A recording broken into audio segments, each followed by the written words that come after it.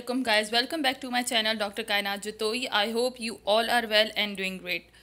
So guys, आज का जो लेक्चर है basically lecture number 6 Guyton and Hall physiology chapter number 32 red blood cells anaemia and polycythemia इस chapter का lecture number 6 है. सो बेसिकली लेक्चर नंबर 5 तक videos uploaded हो चुकी हैं. अगर वो आप लोग सीक्वेंस से देखते आ रहे हैं तो ये लेक्चर आप लोगों के लिए ईजी हो जाएगा. सो अगर इस लेक्चर की बात करें तो बेसिकली इन प्रीवियस लेक्चर जो लेक्चर नंबर 5 है चैप्टर नंबर 32 का, उसमें हम लोगों ने जो है डिस्कस किया था कि आरबीसीज किस तरीके से रेगुलेशन का प्रोसेस होता है हमारी बॉडी में, आरबीसीज की रेगुलेशंस का प्रोसेस. देन हम लोगों ने उसके अलावा इरिथ्रोपॉयटिन हार्मोन जो था उसे डिस्कस किया था. ओके एंड जो हमारा लेक्चर जो है वो लेक्चर नंबर 5 जहाँ पे ख़त्म हुआ था वो प्रीवियस स्लाइड से मैं आप लोगों को दिखाती हूँ.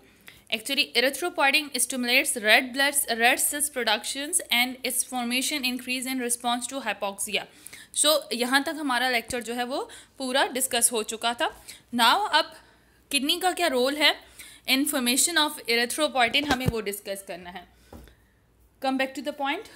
Role of kidneys in formation of erythropoietin. Normally about 90% of all erythropoietin is formed in the kidneys. The remainder is formed mainly in the liver. Actually means के 90% ऑफ जो इरिथ्रोपॉयटिन हार्मोन है वो बेसिकली कहाँ पे जो है उसकी प्रोडक्शन होती है वो वहाँ किडनी में, और बाकी जो 9 to 10% हमारा होता है उसकी प्रोडक्शन जो है वो लिवर में होती है. It is not known exactly where in the kidney the erythropoietin is form. ये एग्जैक्टली पता नहीं है कि अभी तक साइंटिस्ट को इतना पता नहीं है कि किडनी में एग्जैक्टली किस पॉइंट पे जो है वो प्रोडक्शन होती है इरिथ्रोपॉयटिन की. Some studies suggest that erythropoietin is secreted mainly by the fibroblast-like interstitial cells surrounding the tubules in the cortex, and outer medulla secretes where much of the kidney's oxygen consumptions occur. Okay. कुछ studies कहती हैं कि erythropoietin जो है mainly एक fibroblast like interstitial cells होते हैं जो कि ट्यूब्यूल्स जो कॉर्टेक्स में ट्यूब्यूल्स हैं, ठीक है, उनके सराउंडिंग्स में, और आउटर मेडुला मीन्स के फिब्रोब्लास्ट लाइक इंटरस्टिशियल सेल्स होते हैं जो कि ट्यूब्यूल्स को कवर करते हैं. कौन सी ट्यूब्यूल्स को? जो कॉर्टेक्स के अंदर होती हैं वो सेल्स, और आउटर मेडुला, और जो आउटर मेडुला का पोर्शन होता है वो सिक्रीट करते हैं एरिथ्रोपॉयटिन को. ओके मीन्स के वहाँ पे होती है एरिथ्रोपॉयटिन की सिक्रीशन जहाँ पे ऑक्सीजन की कंजप्शन ज़्यादा होती है. जिस किडनी के जिस पोर्शन में कंजप्शन ज़्यादा होती है ऑक्सीजन की, वहाँ पे बेसिकली इनकी सिक्रीशन होती है. सो मतलब अभी तक स्टडी से पता चला है कि जो हमारे पास कॉर्टेक्स है उसके जो ट्यूब्यूल्स के इर्द गिर्द जो सराउंडिंग में सेल्स होते हैं फिब्रोब्लास्ट लाइक इंटरस्टिशियल सेल्स वो सिक्रीट करते हैं, और आउटर मेडुला जो पोर्शन है वहाँ से हमारे पास बेसिकली एरिथ्रोपॉयटिन हार्मोन की सिक्रीशन होती है. It is likely that other cells, including the renal epithelial cells themselves, also secrete the erythropoietin in response to hypoxia. अच्छा, ये भी कहा जाता है कि रीनल एपिथेलियल सेल्स जो होते हैं themselves वो भी एरिथ्रोपॉयटिन को जो है वो सिक्रीट करते हैं इन रिस्पॉन्स टू हाइपोक्सिया. जब भी हाइपोक्सिया की कंडीशन होती है, ऑक्सीजन लेवल जैसे कम होता है तो जो एपिथेलियल सेल्स होते हैं वो भी किसे एरिथ्रोपॉयटिन की सिक्रीशन करते हैं. ओके सो ये स्लाइड आप लोगों को समझ आ गई होगी. देन आगे चलते हैं. Renal tissues hypoxia leads to increased tissue level of hypoxia inducible factor 1, which serve as transcription factor for a large number of hypoxia included genes, including the erythropoietin gene. HIF1 means के hypoxia inducible factor 1 binds to a hypoxia response elements residing in the erythropoietin gene, including transcription of the mRNA and ultimately increase erythropoietin synthesis. इसको इतना समझने simply कि क्या होता है कि जैसे ही हाइपोक्सिया इंक्रीज होता है, ठीक है, तो एक फैक्टर्स होता है जिसे हम लोग कहते हैं हाइपोक्सिया इंड्यूसिबल फैक्टर, ठीक है, जो कि क्या करते हैं ट्रांसक्रिप्शन करवाता है हाइपोक्सिया इंक्लूडिंग जीन्स की और एरिथ्रोपॉयटिन जीन्स की, ठीक है, और उसकी वजह से फिर ट्रांसक्रिप्शन का प्रोसेस होता है, अल्टीमेटली इरिथ्रोपॉयटिन जो है उसकी सिंथेसिस स्टार्ट हो जाती है. सो इतना कॉम्प्लिकेटेड करने की ज़रूरत नहीं है. सिंपली आप लोगों को ये पता हो कि किस तरीके से रीनल टिश्यूज़ में जब हाइपोक्सिया होता है ऑक्सीजन लेवल बहुत ही ज़्यादा कम हो जाता है, हाइपोक्सिया सीवियर हो जाता है, ठीक है, ऑक्सीजन बिल्कुल भी नहीं मिल रही, तो क्या होता है कि हमारे पास हाइपोक्सिया इंड्यूसिबल फैक्टर्स जो होते हैं जो कि ट्रांसक्रिप्शन फैक्टर होते हैं, मतलब कि जीन्स जो कि जो इरिथ्रोपॉयटिन जीन्स हैं उनके ट्रांसपेक्टर्स फैक्टर्स हैं, ठीक है, वो अब इंड्यूस करवाते हैं, वो क्या एज अ स्टिमुलाई काम करते हैं और फिर जो है इरिथ्रोपोइटिन की सिंथेसिस स्टार्ट हो जाती है। सो इतना सिंपल आप लोगों को बस याद करना है, इतना कॉम्प्लिकेटेड बनाने की ज़रूरत नहीं है। आगे चलते हैं। Then at times hypoxia in other parts of the body but not in the kidney stimulate kidney erythropoietin secretion, which suggests that there might be some non-renal sensors that sends an additional signals to the kidney to produce this hormones। अच्छा, अब ऐसा भी होता है कुछ conditions में कि hypoxia body के डिफरेंट पार्ट्स में तो हुआ है, मीन्स के ऑक्सीजन की कमी डिफरेंट पार्ट्स में सेंस की जा सकती है, लेकिन किडनी में नहीं हो हाइपोक्सिया, लेकिन फिर भी किडनी जो है वो सिक्रीट कर रहा है हमारे पास, क्या सिक्रीट कर रहा है, कौन सा हार्मोन, इरिथ्रोपोइटिन। तो उसको सिग्नल्स किसने दिए, तो कुछ ऐसा भी कहा जाता है कि नॉन रीनल जो सेंसर्स होते हैं, नॉन रीनल सेंसर्स, वो भी कुछ ऐसे सेंसर्स पाए जाते हैं जो कि किडनी को सिग्नल्स पहुंचाते हैं कि बॉडी में हाइपोक्सिया हो गया है, ठीक है, ऑक्सीजन की कमी हो गई है, नाउ इट्स पॉइंट्स के अब इरिथ्रोपोइटिन की प्रोडक्शन होनी चाहिए। In particular, both non-epinephrine and epinephrine and several of the postulated stimulate erythropoietin production। अच्छा, नॉन एपिनेफ्रीन है, एपिनेफ्रीन हो गया, नॉन एपिनेफ्रीन हार्मोन हो गया एंड प्रोस्टाग्लैंडिनोज हो गए, सो वो भी प्रोडक्शन इरिथ्रोपोइट की प्रोडक्शन को स्टिम्यूलेट करते हैं, स्टिमुलेट्स करते हैं। ओके, नेक्स्ट है where both kidneys are remove from a person or when the kidneys are destroyed by renal diseases, the person invariably becomes very anemic because the 10% of the normal erythropoietin form in other tissues, mainly in the liver, is sufficient to cause only 1/3 to 1/2 the red blood cells formation needed by the body। Okay, जब अब जाहिर सी बात है अब क्या होता है कि जब दोनों किडनीज फेल हो जाती हैं एक पर्सन की, तो किडनी जो है किसी भी रीनल डिजीज़ की वजह से तो पर्सन जो है वो बहुत ही ज़्यादा एनीमिक हो जाता है, क्योंकि सिर्फ 10% ही इरिथ्रोपोइटिन जो है वो प्रोडक्शन आरबीसीज के लिवर में हो रही है, ठीक है, और वो सिर्फ 1/3 और वो सिर्फ 1/3 to 1/2 the anaemic red blood cell formation needed by the body. और फिर मतलब क्या होता है कि वो सिर्फ वो 10% क्या होती है, इज सफिशिएंट, ठीक है, is sufficient to cause only 1/3 to 1/2 the red blood cell formation needed by the body, और सिर्फ वो 1/3 of the formation of the क्या करवाती है, किडनी की इरिथ्रोपोइटिन की फॉर्मेशन करवाती है। When an animal or a person is placed in atmosphere, अच्छा अब क्या है इफेक्ट ऑफ इरिथ्रोपोइटिन इरिथ्रोजेनेसिस, मतलब इरिथ्रोपोइटिन का क्या रोल है इरिथ्रोजेनेसिस में। ओके, सो ये पता चलेगा। सो ये पढ़ते हैं कि इरिथ्रोपोइटिन का रेड ब्लड सेल्स की प्रोडक्शन में क्या रोल, इफेक्ट क्या पड़ता है। When an animal or a person is placed in an atmosphere of low oxygenation, erythropoietin begins to form within minutes to hours and it reaches maximum production within 24 hours। जब एक person को लो atmospheric pressure में जब एक person या animal होता है तो उस वक्त आरबीसीज की प्रोडक्शन बहुत ज़्यादा हो जाती है और अल्टीमेटली मिनट्स और आवर्स में आरबीसीज की प्रोडक्शन इंक्रीज हो जाती है और 24 आवर्स तक वो एक्सट्रीम कंडीशन में मैक्सिमम प्रोडक्शन स्टार्ट हो जाती है इसकी। Yet almost no RBCs, no red blood cells appear in this circulating blood until 5 days later। अच्छा, from this fact as well as from other studies, it has been determined that the important effect of erythropoietin is to stimulate the production of the pro-erythroblast from hematopoietic stem cells in the bone marrow। अच्छा, कोई letter, अच्छा 5 दिन के बाद ये सारी चीज़ें जो हैं वो नज़र आना, मतलब 5 डेज़ में ही आरबीसीज पूरा प्रोसेस होता है और वो सारी कंप्लीट हो जाती हैं, तो तब तक इनका अभी तब तक ये 5 दिन तक जो है वो मीन्स के ये वहाँ पे अपेयर नहीं होती, बट उसके बाद जो है ये अल्टीमेटली मैक्सिमम लेवल तक पहुँच जाती हैं। In addition, once the pro-erythroblasts are formed, the erythropoietin cause these cells to pass more rapidly through the different erythroblast stages than normally do, further speeding up the production of the new RBCs। अच्छा, फिर उसके बाद जब pro-erythroblastic जो है वो production हो जाए, प्रो-एरिथ्रोब्लास्ट का स्टेज जो है वो स्टार्ट हो जाता है, तो उसके बाद जो है एरिथ्रोपोइटिन नेक्स्ट जो आरबीसीज के प्रोडक्शंस के स्टेप्स होते हैं जो हम लोग ने स्टेजेस की हैं उनको बहुत फास्ट कर देता है और फिर न्यू आरबीसीज की प्रोडक्शन इंक्रीज हो जाती है। The rapid production of the cells continue as long as the persons remain in low oxygen state और until enough red blood cells have been produced to carry adequate amount of oxygen to the tissues despite the low oxygen। At this time, the rate of erythropoietin production decreases to a level that will maintain the required number of the red blood cells but not as exceed।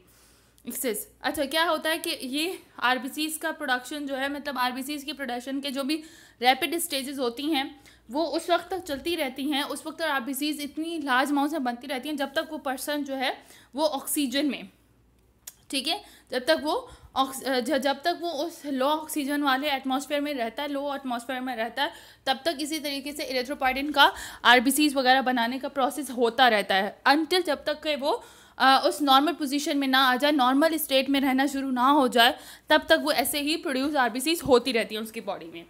In the absence of erythropoietin few red blood cells are form by the bone marrow. अच्छा, erythropoietin अगर absent होता है किसी भी वजह से, किसी भी कंडीशन में, पैथोफिजियोलॉजी भी हो सकती है, उस वक्त बोन मैरो से आरबीसीज भी बनती हैं। At the other extreme, when large quantity of erythropoietin are form and if there is plenty of iron and other required nutrients available, the rate of red blood cell production can rise to perhaps 10 or more times normal. अच्छा, ऐसा भी होता है कि जब इरिथ्रोपोइडिन के साथ Lloyd quantity of इरिथ्रोपोइडिन hormone हो और आयरन भी हो और दूसरे न्यूट्रिशंस भी हो, तो फिर इरिथ्रोजेनेसिस की जो प्रोडक्शन है वो 10 टाइम्स इंक्रीज हो जाती है, देन नॉर्मल लेवल से ज़्यादा इंक्रीज हो जाती है, क्योंकि उससे आयरन वगैरह न्यूट्रिशन वगैरह भी मिल रहा है, तो उसकी वजह से। Therefore, the erythropoietin mechanism for controlling red blood cells is powerful one. So, erythropoietin mechanism जो कि रेड ब्लड सेल्स को कंट्रोल करता है, वो एक पावरफुल जो है वो हमारे पास क्या है, पावरफुल वन है, मतलब वो ही सबसे बेस्ट जो है मैकेनिज्म है। ओके, सो आई होप ये अब इरिथ्रोपोइडिन का आपका जो भी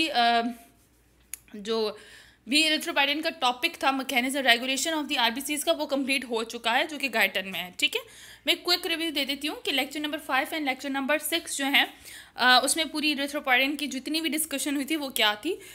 मैं आपको एक क्विक रिव्यू देती हूँ ताकि आप लोगों को समझ आ सके। ठीक है, ओके।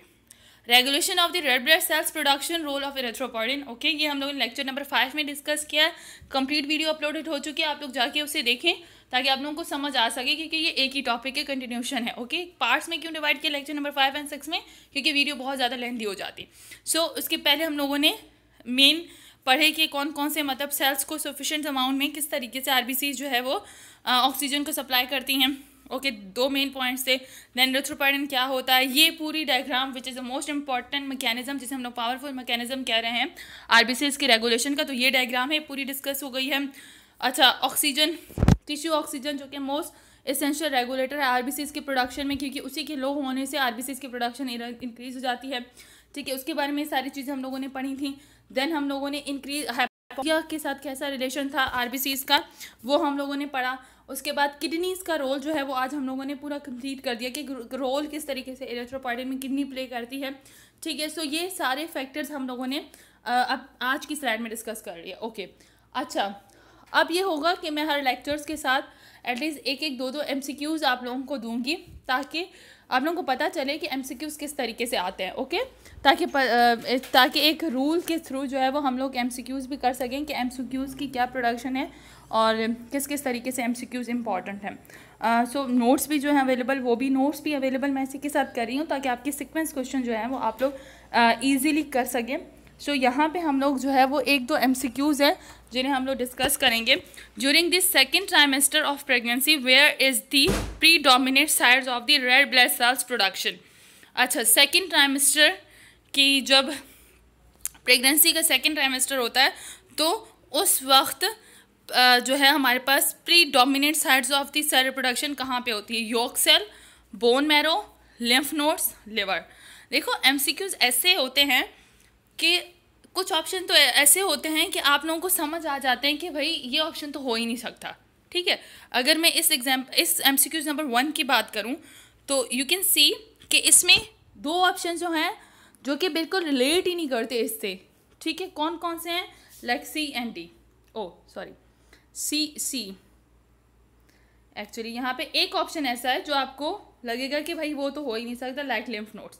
C ऐसा ऑप्शन है जो कि हो ही नहीं सकता। अब आपके पास सिर्फ 3 ऑप्शन बचे हैं, यॉर्क सेल, बोन मैरो और लिवर। ओके, इस तरीके से पहले जो ऑप्शन नहीं होता उसे तो बिल्कुल आप लोगों को क्या कर देना चाहिए, स्किप कर देना चाहिए कि भाई ये ऑप्शन तो हो ही नहीं सकता। ओके, देन आगे चलते हैं। अब आप लोगों को वो ऑप्शन बताना है जो कि आपका यहाँ पे इम्पॉर्टेंट हो। देन सेकेंड MCQs है, following a blood donation red blood cell production begins to increase in 30 minutes, 24 hours, 2 days, 5 days, यहाँ पे 2 वीक्स। ओके, सो अब मैं इनके आपको ऑप्शन बता देती हूँ कि इसमें क्या होगा।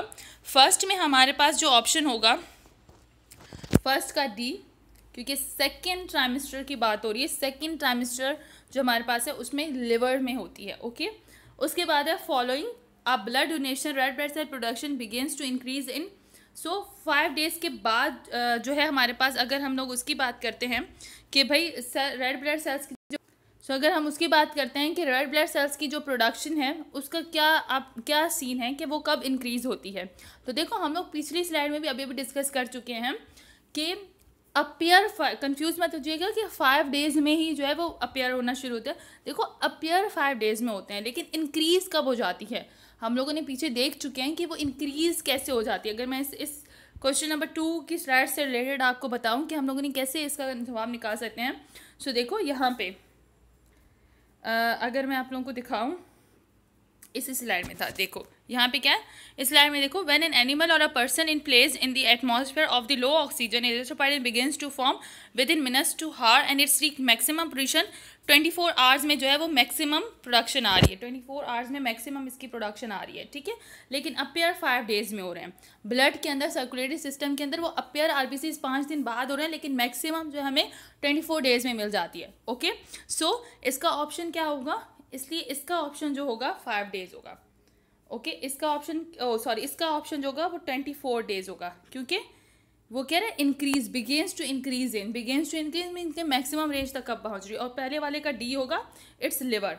ओके, इसका लिवर होगा और इसका जो होगा वो 24 आवर्स होगा। ठीक है, अब अगर मैं ट्राइमेस्टर वाला आपको एक बार रिवाइज करवा दूं कि ट्राइमेस्टर वाला आप लोगों को कैसे पता चला। सो देखो, आंसर क्या है, क्वेश्चन नंबर 1 का डी होगा, red cell production begins in the yolk cell for the first trimester. पहले ट्राइमेस्टर में मीन्स के 2 मंथ स्टार्टिंग के जो, तो उसमें वो आरबीसी यॉर्क सेल से बनती हैं। Production in the yolk cells decreases at the beginning of the second trimester and the liver becomes the predominant force red blood cells production. और फिर उसके बाद सेकंड ट्राइमेस्टर में यॉर्क सेल्स की production कम हो जाती है, वहाँ से आरबीसीज की प्रोडक्शन, और लिवर जो है वो अल्टीमेटली सोर्स बन जाता है किसकी, आरबीसीज के production. During the third trimester red cells production increasing from bone marrow and continuous through out the life. और थर्ड ट्राइमेस्टर के बाद जो है वो बोन मैरो में आरबीसीज बनना स्टार्ट हो जाती हैं। देन है red blood cells production increase rapidly with in 24 hours. However new red blood sales do appear in the blood for 5 days. और 5 दिन बाद जो है वो न्यू सेल जो है वो अपीयर होना शुरू हो जाते हैं। सो आरबीसीज की प्रोडक्शन इंक्रीज कब होती है, 24 आवर्स में। अच्छा, इस तरीके से एमसीक्यूज बहुत सारे हैं।